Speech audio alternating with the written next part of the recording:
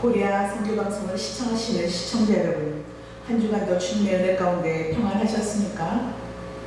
날씨가 무척 덥습니다. 비도 많이 왔고요. 주님의 은혜와 평강 가운데 잘 더위를 이겨나가시기를 바랍니다. 오늘 함께 나눌 하나님의 말씀 히브리서 16장 19절 영혼의 인도자라는 제목으로 오늘 나눠보도록 하겠습니다. 성경 봉독해 드리겠습니다. 오직 선을 행함과 서로 나눠주기를 잊지 말라. 이 같은 제사는 하나님이 기뻐하시느니라. 너희를 인도하는 자들에게 순종하고 복종하라. 저희는 너희 영혼을 위하여 경성하기를 자기가 회개할 자인 것 같이 하느니라. 저희로 하여금 즐거움으로 이것을 하게 하고 근심으로 하게 말라. 그렇지 않으면 너희에게 유익이 없느니라. 우리를 위하여 기도하라. 우리가 모든 일에 선하게 행하려 하므로 우리에게 선한 양심이 있는 줄을 확신하노니 내가 더 속히 너희에게 돌아가기를 위하여 너희 기도함을 더욱 원하노라. 아멘. 지난 시간에 영문 밖에서 기다리신 예수님에 대하여 함께 말씀을 나누었습니다. 영문 밖이란 문자적으로는 예루살렘 성 밖 또는 이스라엘 진 밖을 말합니다. 이스라엘에게 있어 진 안을 축복의 장소이지만 진 밖은 저주가 내리는 곳이지요. 성 밖은 저주가 내리는 곳입니다. 그래서 저주 받음을 상징하는 문둥병자들을 성 밖으로 추방했지요. 이스라엘에게 있어 영문 밖이란 공동묘지와 같습니다. 이스라엘 민족으로부터 저주받아 쫓겨난 자들이 사는 곳이기 때문이죠. 그런데 예수님은 영문 밖으로 버림당하셨습니다. 예수님이 지인 밖으로 내침을 당하셨다는 것은 곧 이스라엘로부터 저주를 받고 끊어지고 죽임 당하였다는 뜻입니다. 이 말씀 깊이 새겨야 할 오늘의 말씀입니다. 왜냐하면 이스라엘이 예수님을 영문 밖에서 죽였다는 것은 곧 이스라엘은 하나님과 원수의 나라란 말이기 때문입니다. 그럼 예수님을 죽인 이스라엘은 마귀의 나라라는 그런 것으로 밝혀진다는 것이지요. 그럼 영문 밖은 하나님의 나라가 되는 것이지요. 예수님이 버려진 영문 밖은 세상 밖의 나라를 상징합니다. 세상 나라와 반대가 되는 나라는 하늘나라이므로 세상 밖을 뜻하는 영문 밖이 하늘나라가 되는 것이지요.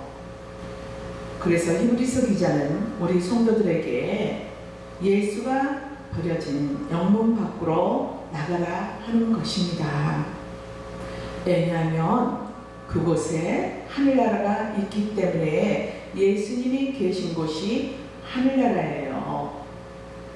예수님이 계신 영문 밖으로 나가라는 말은 하나님의 아들들, 자녀들이므로 세상으로부터 버림당하게 되어 있다는 말씀이죠.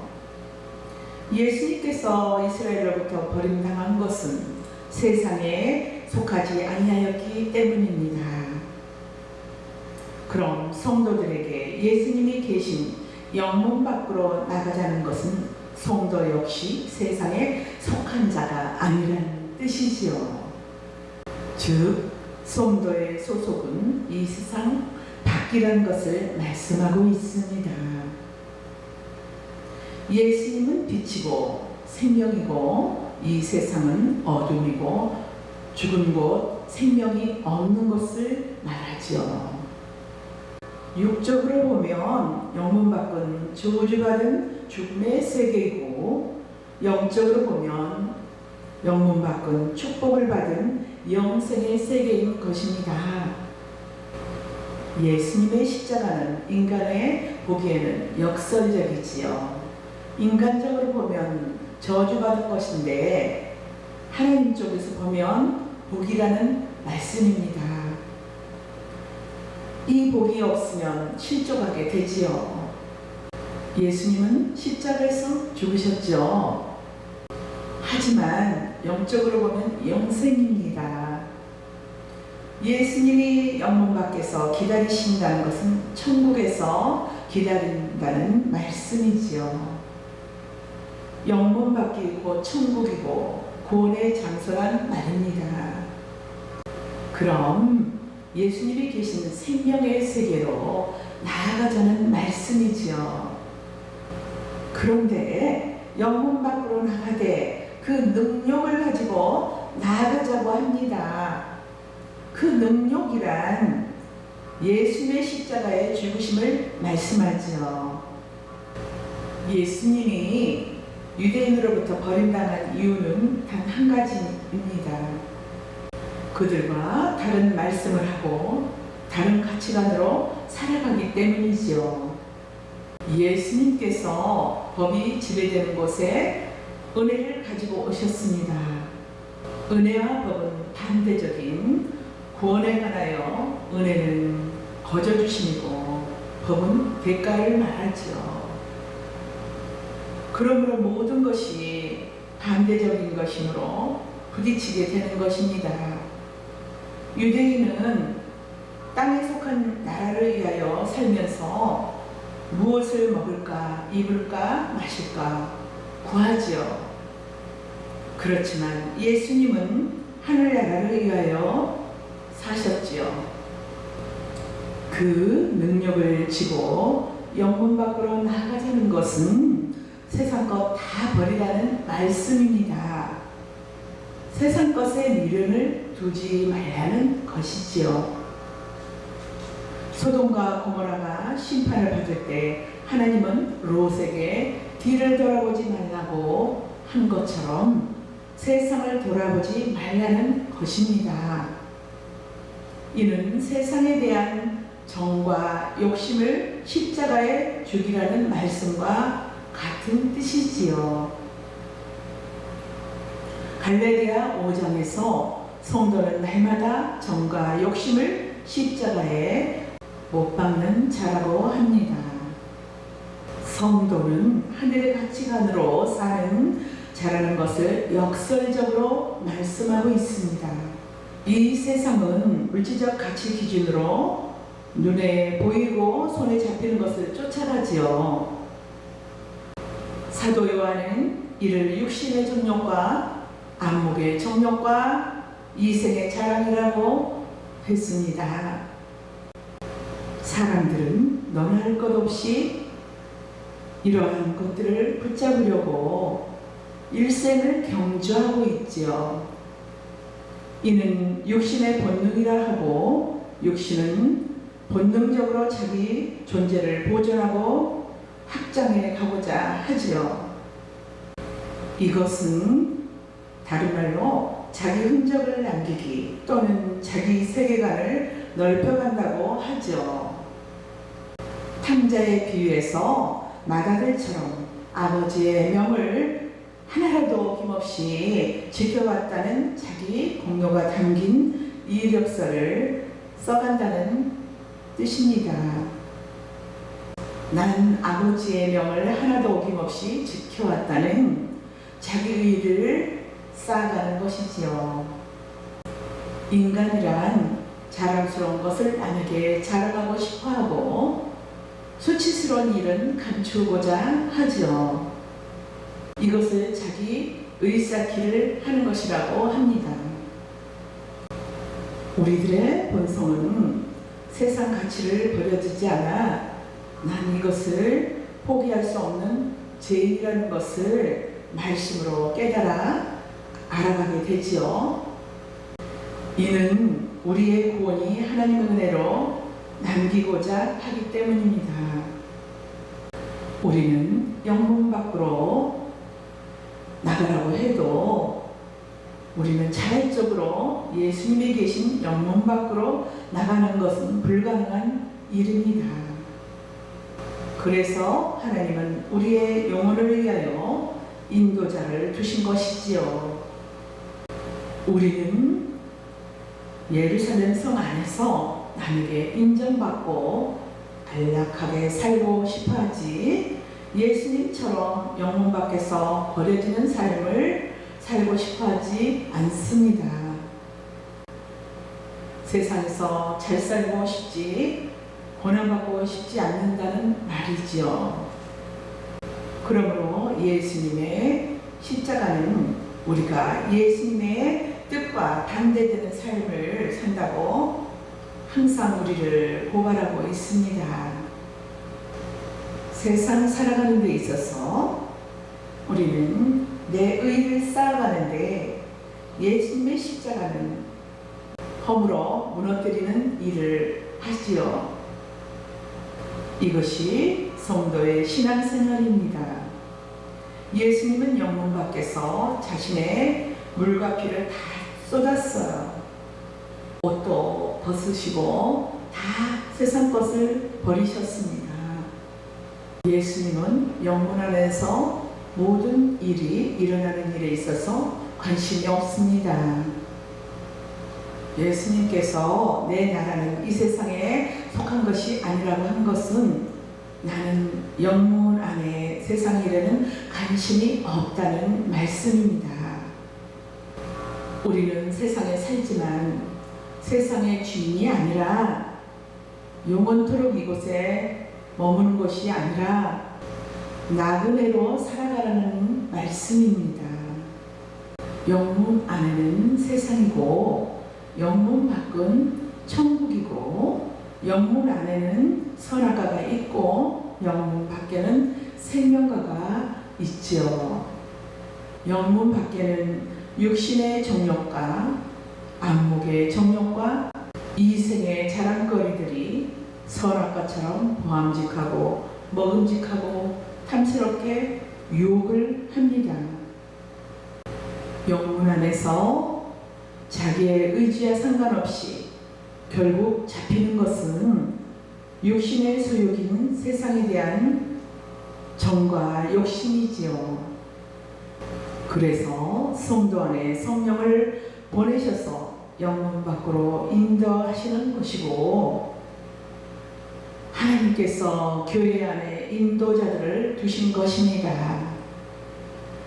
성령님이 인도자가 되셔서 우리의 시선을 영문 밖으로 인도하십니다.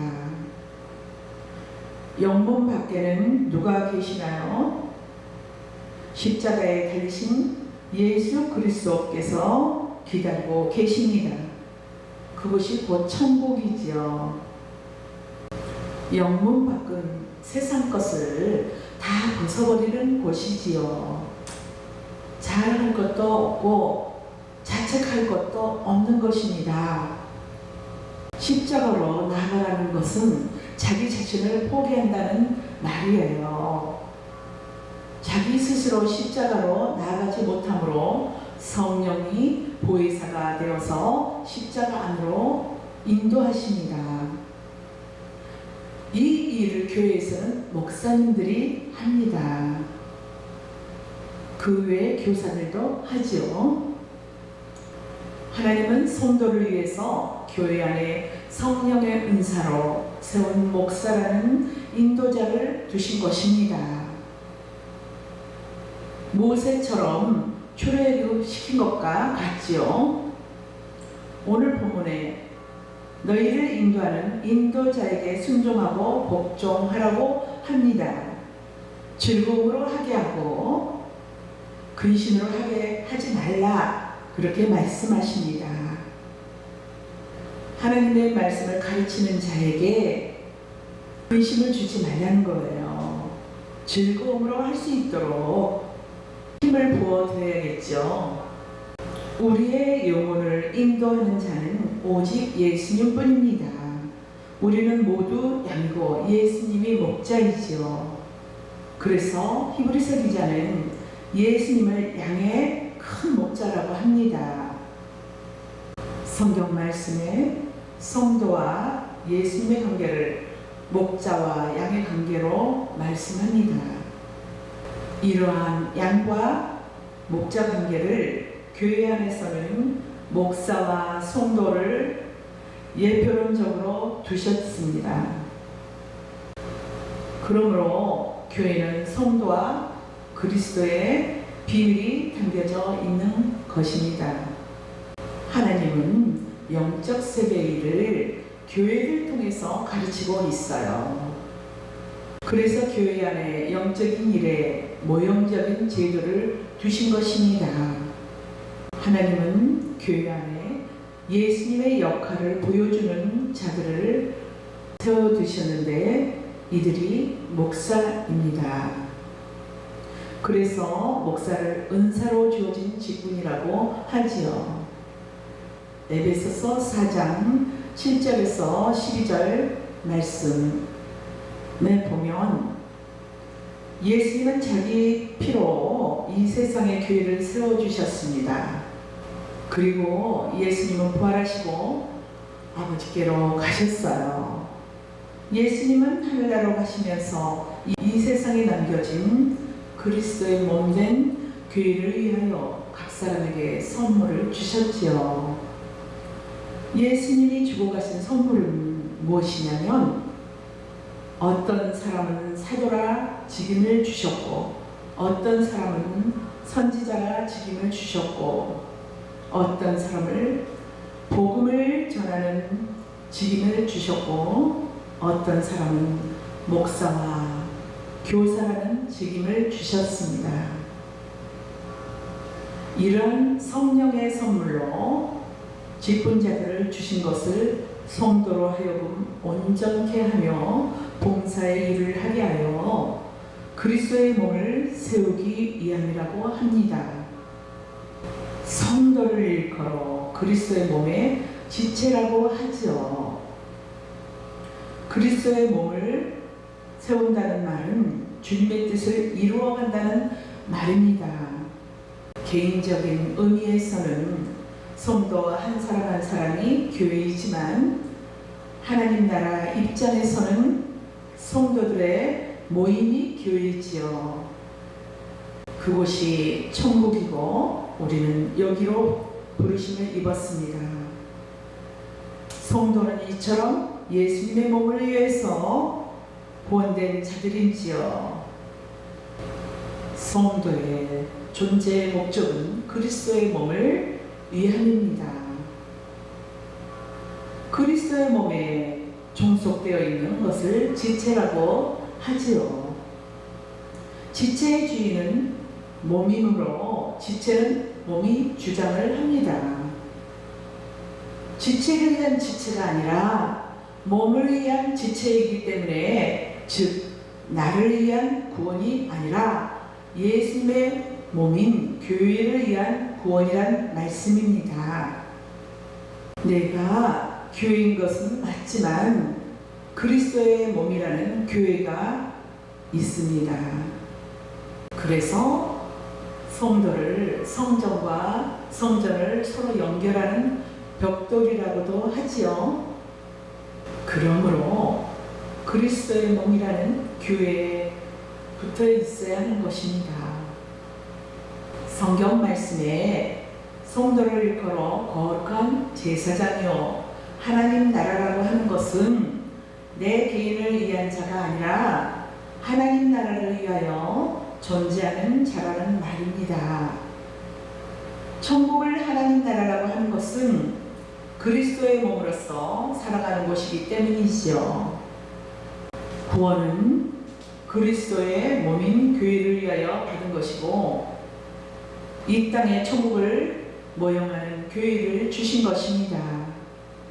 교회는 예수를 주라고 고백하는 자들의 모임입니다. 숫자와 상관없이 한 성령 안에 있는 자들이 모이면 교회가 되는 것입니다. 사도 바울은 이 교회를 위해서 예수님이 각 사람에게 은사로 직분을 주셨다고 말씀해 주십니다. 고린도후서 6장 15절에 예수님이 죽으시고 우리가 살아났다고 합니다. 예수님 때문에 살아난 자는 더 이상 자기를 위해서 사는 자가 아니고 자기를 위해서 죽으신 예수님을 위해서 살아야 한다고 합니다. 창세전 언약에 예수님을 중심으로 돌아가도록 하셨어요. 지구가 태양의 중심으로 돌아가듯이 모든 만물이 예수님 중심으로 돌아가도록 하셨습니다. 하나님은 예수님을 위하여 만물을 창조하셨어요. 그래서 만물은 독자적으로 살면 안 되지요. 그것은 창조의 목적이 위배가 되기 때문이지요. 성도가 구원을 받는다는 것은 거듭난다고 하지요. 거듭났다는 것은 창조가 되었다는 말입니다. 예수님을 위해서 새로운 피조물로 창조한 것이지요. 새로운 피조물은 예수님 안에서 난 자들이에요. 그래서 성도를 그리스도의 몸을 위하여 존재하는 자라고 하는 것입니다. 이것을 예수 안에서 산다라고 합니다. 예수 안에서 산다는 것은 자기를 위한 자가 없다는 말이지요. 교회란 자가 없는 자들의 모임입니다. 성도는 모두가 십자가에서 죽고 예수 안에서 새로 거듭난 자, 새로운 피조물로 살아난 자입니다. 그러므로 너와 내가 개별자로 따로 존재하는 것이 아니고 오로지 예수 안에서 우리로서 존재하는 자들만 있는 것이어야 합니다. 그래서 성도들은 그리스도 안에서 한 성령을 마셨다고 합니다. 예수님께서 성령의 은사를 언제 주셨냐면 십자가 이후에 주셨지요. 성령은 예수님께서 하늘나라로 올라가시고 난 후에 오셨어요. 요한복음 14장, 15장, 16장을 보면 예수님께서 가시면 다른 보혜사를 보낸다고 말씀하셨지요. 다른 보혜사란 성령입니다. 그래서 예수님께서 부활 후 40일 동안 이 세상에 계시면서 제자들에게 예루살렘을 떠나지 말라고 말씀하시고 아버지께서 약속하신 대로 성령이 오실 때까지 기다리라고 말씀하셨습니다. 예수님께서 승천하시고 열흘 후에 약속대로 성령이 오셨어요. 이때 성령은 그리스도의 이름으로 오셨지요. 그리스도의 이름으로 오셨다는 것은 예수님의 십자가 사건을 증거하기 위함이지요. 왜냐하면 하나님께서 예수님의 십자가 사건으로 만유의 주가 되게 하셨기 때문이지요. 예수님의 이름으로 오신 성령은 이 세상에 예수님을 주와 그리스도가 되는 일들을 하십니다. 그래서 오순절 성령이 임하자 제자들이 다니면서 하나님께서 예수를 주와 그리스도가 되게 하셨다고 증거하기 시작한 것입니다. 그리스도의 몸을 위하여 은사가 어떻게 나타내는지 살펴보겠습니다. 로마서 12장 3절에서 8절 말씀에 바울을 통하여 은사가 어떤 모습으로 나타나는지를 말씀합니다. 로마서는 하나님의 의를 말해주지요. 하나님의 의는 율법에서 나오는 것이 아니고 예수님의 십자가 피에서 나온다고 합니다. 이것을 율법 외에 다른 의라고 하지요. 율법의 의는 옛사람이고 율법의 다른 의인은 세 사람의 의인이다. 세 사람이란 십자가 넘어 있는 사람, 그리고 영문 밖에 있는 사람이지요. 영문 밖은 성령으로 거듭난 사람들이 살아가는 세계이지요. 다른 말로 그리스도의 몸이라는 세계, 곧 교회라 합니다. 그리스도의 몸은 성령으로 세워져 갑니다. 그래서 그리스도의 몸을 세우기 위해서 영문 밖에 다른 사람에게 성령의 은사들을 주신 것이지요. 영문 밖에 나온 성도는 모두가 성령을 받은 사람입니다. 그러므로 각각 받은 것 외에 그 이상의 생각을 품지 말라고 하는 것입니다. 하나님께서 각 사람에게 나눠주신 믿음의 분량대로 지혜롭게 생각하라고 합니다. 각각 받은 은사가 다르니 다른 사람들과 비교하지 말라는 말씀입니다. 어떤 사람은 예언하는 사람이 있고, 어떤 사람은 섬기는 사람이 있고, 어떤 사람은 가르치는 사람이 있고, 어떤 사람은 구제하는 사람이 있고, 어떤 사람은 권위하는 사람이 있고, 어떤 사람은 긍휼을 베푸는 사람이 있다고 합니다. 교회 안에는, 믿음의 공동체 안에는 다양한 직분을 맡은 분들이 있다고 합니다. 각양각색의 은사를 아름답게 바라보라는 것이지요. 오늘 본문 말씀에서 복음을 증거하는 인도자들의 말에 순종하라는 것입니다. 신부에게 신랑 되신 예수 그리스도의 소식을 전해주시는데 얼마나 귀합니까? 바울을 통하여 하나님께서 말씀하십니다. 참 진리의 말씀을 가르치시는 목사를 귀하게 여기고 보호해 주라고 하시는 말씀을 합니다. 본문 말씀에 근심하지 않도록 잘 대해 주라고 합니다. 목사의 가치는 참 진리의 말씀과 연관이 있지요. 예수님께서 복음을 위해서 목사를 교회에 주셨어요. 목사를 송사하지 말라고 말씀합니다. 보이는 인도자는 목사이지만 보이지 않는 인도자는 성령님이세요. 성령의 은사로 세우심을 입은 인도자는 성도들을 십자가 안으로 인도하게 하십니다. 예수 그리스도 안에서 우리는 귀한 존재입니다.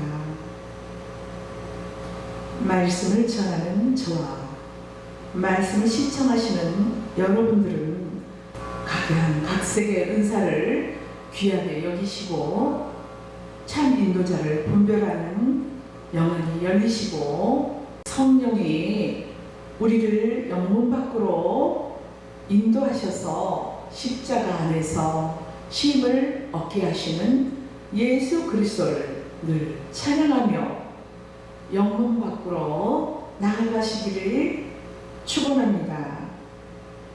감사합니다.